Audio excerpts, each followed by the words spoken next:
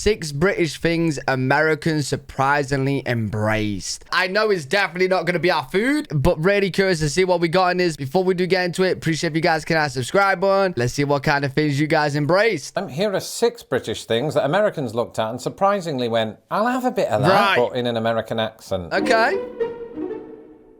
Okay, so over the years, I knew that American television had broadcast various British comedies and detective shows. Okay. More so we broadcast yours, though. Didn't realise is that Americans got on board with various British children's TV. When I was at university, I remember having a conversation with an American student about Bob the Builder. We even spent a good... Oh, yeah, Bob the Builder is British, isn't he? Yeah, we, like, Bob... I'm thinking cartoons like Bob the Builder, Thomas the Tank Engine... Tom and Jerry, but I think that's surely that's American Tom and Jerry, right? An hour singing the theme tune after 4 tequilas. And then I moved to America and looked at the TV listings, remember them, and saw Teletubbies. So now I find myself in the uncomfortable position of having to apologise on behalf of my country to America for both Teletubbies. Yo, Teletubbies, it was very creepy, bro. Like, if you watch it now, I don't know, you know, don't ask me why I was watching it now, but like, I've seen like clips of that. Bro, it is like, yo, why was I watching that? Here's Morgan. Now, I don't have kids of my own because I've raised puppies, and Jesus, that was work. However, I do have nieces and nephews, and a few years ago, my sister-in-law recounted how one of them was getting a little too into the British show Peppa Pig. This moment was not lost to history. Oh, I thought Peppa Pig was American. It's British, okay. Because I tweeted her words at the time. Your niece demanded to watch the Christmas episode of Peppa Pig 3 times today and is now calling Santa Father Christmas. Yeah, but, yo, okay, so I know that, like, Father Christmas is a British way to call Santa Claus, but, like, I don't think we say that. I never did. I always say Santa Claus. Do you know what I mean? Not Father Christmas. It's funny how our priorities change over time. So in 2025, my to-do list is do research for video, film video, edit video, publish video to the masses. But in 1985, it was watch Thomas the Tank Engine. Everything about it was as British as can be, from the steam trains to the narration by the second best drummer in the Beatles. So imagine my surprise when I found out my now American wife and many others like her also watched it as a child. It is quite interesting to know that you guys was watching some British things, because mainly I would just think like we watch American things and you guys just watch American things. So like I mainly did watch American things, like, you know, like the shows like Sweet Life of Zack and Cody, That's So Raven, Hannah Montana, you got Mission Impossible, you got there's so many, like Recess. Oh my god, Recess was so good. Recess was so good. While researching this video, I found out that in addition to Ringo Starr, the US version was once narrated by George Carlin. Really? Who's that? Sorry, I'm just editing. Oh. As you're going to see in my next video, Americans are big fans of British-style pubs. As I've mentioned before, you'll find these in many towns and cities across the country, serving you the occasional British beer alongside several American ones. Pub. And their walls typically have an over-reliance on visibly British things. Still, for me, it's always a way to... Okay, I learned recently that you guys do have pubs. Like, you guys were telling me you got like a lot of Irish pubs and stuff. Because I didn't think you guys even had pubs over there. I know you got like the bars and stuff, but... Very interesting. Connect with my homeland in a way that, frankly, I wasn't expecting. Perhaps I shouldn't have been so surprised. You see... You know what? I bet a British pub in America is a lot much better vibe than it is here. It turns out that British pubs in America date back to before not just the formation of the United States, but Britain itself. First of all, the oldest watering hole still operating in the US is the White Horse Tavern, located in Newport, Rhode Island. The tavern was constructed by an English settler called Francis Brindley in 1652. I like to think he too went overboard with the British-themed decor, perhaps a wall or two depicting Charles II, inebriated Puritans, and scurvy. But records indicate that an even older pub existed on this side of the Atlantic, Cole's Inn in Boston, Massachusetts. This was the establishment of the English settler Samuel Cole, who opened the joint just 14 years after the Mayflower docked at Plymouth. Wow, in 1620. Oh no, it didn't get burned down, did it? Sadly, the pub appears to have burned down in the 1700s, which, to be fair, was an authentically British thing to do. Thankfully, British pubs in America can often be a good way to procure British... Why is that such a British thing to do, burn down the pub? What? Food that you thought was 3,000 pubs in America can often be a good way to procure British food that you thought was 3,000 miles that way. Wait. I don't think the Americans are going to British pubs for British food. I don't know. Let me know in the comments. Do you guys like to have British food? That'd be very surprising. Or is it that way? I can't remember. But more on that in the next video. But personally, I'm trying to eat healthy these days. That's why for the past year, I've been using Sponsor Factory. I often talk on this channel about the size of American cars. And so it's still surprising. Wait. You're not going to tell me that Americans embrace British cars, right?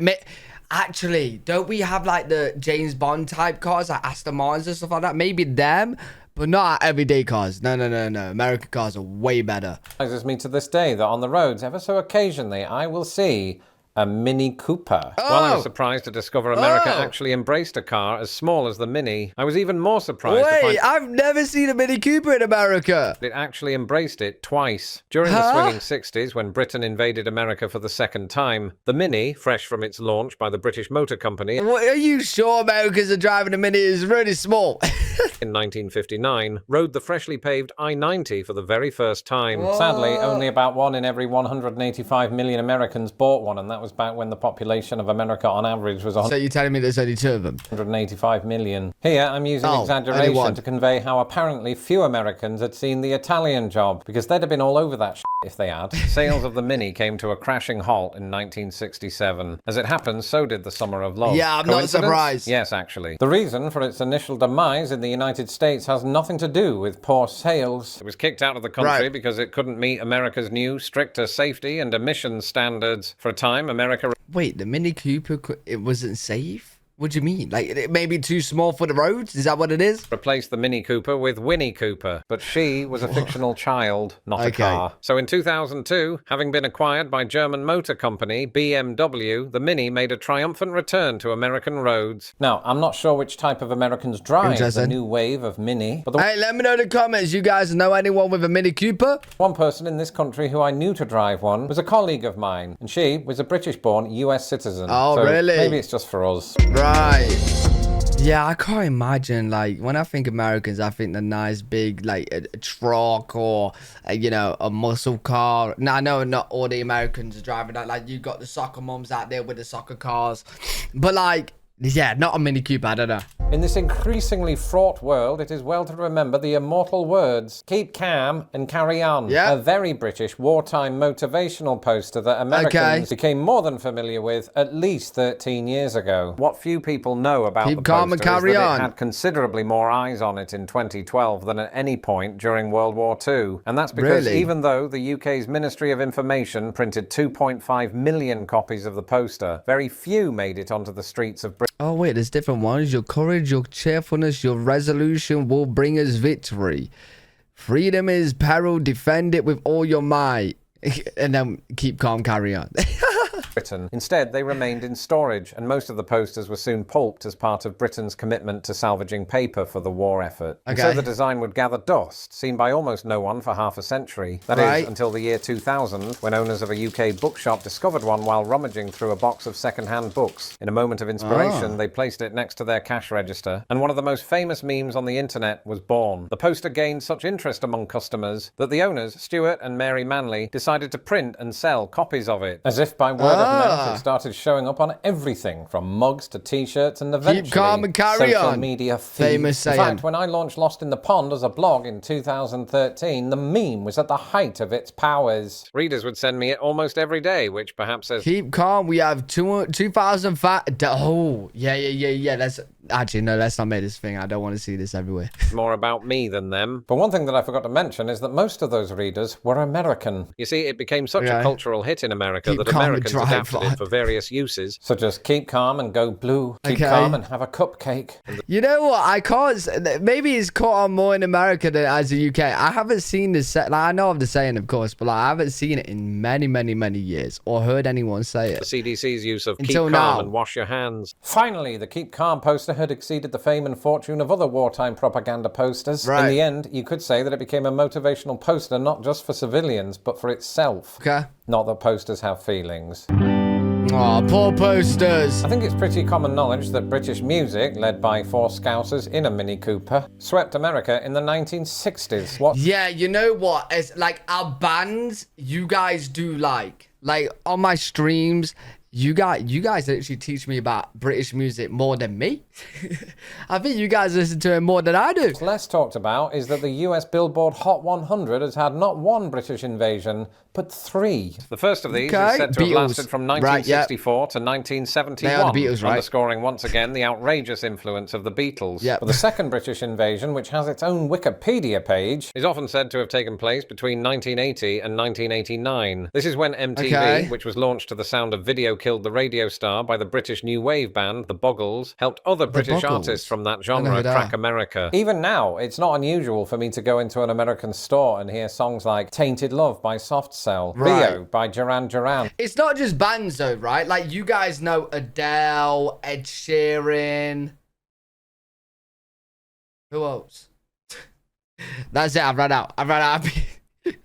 Not many then. Or Sweet Dreams by Eurythmics. On May 25th, 1980... I don't know. Let me know if you guys listen to any British songs, like music. Let me know who in the comments. 85, British acts accounted for a staggering 8 songs on the US Billboard Top 10. Oh, in fact, wow. throughout the 80s, British artists, including Tears for Fears, Phil Collins and Bonnie Tyler, spent more time atop the US Hot 100 than their 60s counterparts. And then it all came crashing down. In the 90s and 2000s, there were entire years where no British artist topped the charts. Until then, that had... Wait, that's interesting. So this is the years and British artists topping the charts. Okay, so you guys just... Okay, so like this is band era. And then, yeah, we've gone into more like, you know, R&B and whatnot. There's still bands, but yeah. 1997 was good. Like it was going down and then boom. Interesting.